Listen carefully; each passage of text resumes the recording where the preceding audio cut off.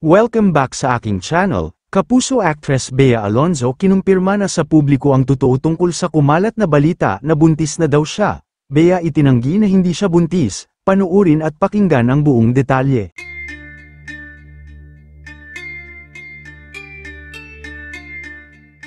Hanggang ngayon nga ay mainit pa rin na pinag-uusapan ang pagdadalang tao ng kapuso actress na si Bea Alonzo. Ito'y matapos mapansin nitong Huwebes, October 16, 2025, ang kanyang larawan kasama ang boyfriend na si Vincent Co nang surpresahin siya ng kanyang mga household staff para sa advanced celebration ng 38th birthday niya. Kung makikita naman sa larawan, makikita si Bea na nakasuot ng white sleeveless top at long skirt, may hawak na bouquet of flowers, katabi si Vincent na naka-white polo at black pants. Mabilis naman itong nag-viral sa iba't ibang social media platforms, hindi dahil sa birthday ni Bea kundi napansin ang kanyang baby bump, dahil paniniwala ng mga nakakita ay nagdadalang tao na ang aktres. Kaya naman agad na natuwa ang kanyang mga fans, dahil finally daw ay magkakaroon na ng anak si Bea, at sa mayamang bilyonaryo pa na si Vincent Co ang kanyang magiging future husband na sobrang humble.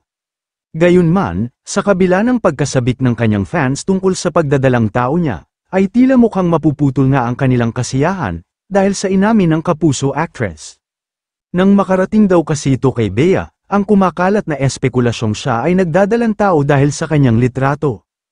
Sa kanyang Instagram post ngayong araw October 17, mariin itinanggi ni Bea ang kumalat na tsismis na buntis na siya. Kasunod nito, nag-post din si Bea ng larawan niyang may hawak na birthday cake, kalakip ang pasasalamat sa lahat ng mga nagpaabot ng pagbati sa kanyang kaarawan. Ani Bea, and for anyone curious about the picture just caught at a bad angle after an amazing dinner. Samantala, opinyon naman ng ilang netizens, ay wala na daw dapat pang patunayan si Bea Alonzo, dahil bilyonaryo na siya at nasa kanya na ang lahat, kaya naman wala daw issue kung buntis na siya, dahil nagkakaedad na rin naman daw siya, mas maigi nga daw yan, kesa naman tumanda ng dalaga, mas nakakalungkot naman daw yun.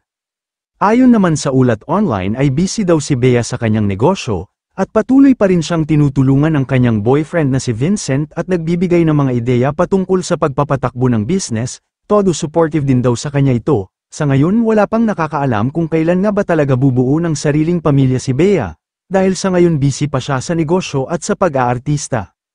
Kayo mga ka-showbiz, anong masasabi nyo sa ating showbiz topic ngayon? Kung may opinion kayo ay magkomento lang kayo sa aking comment section.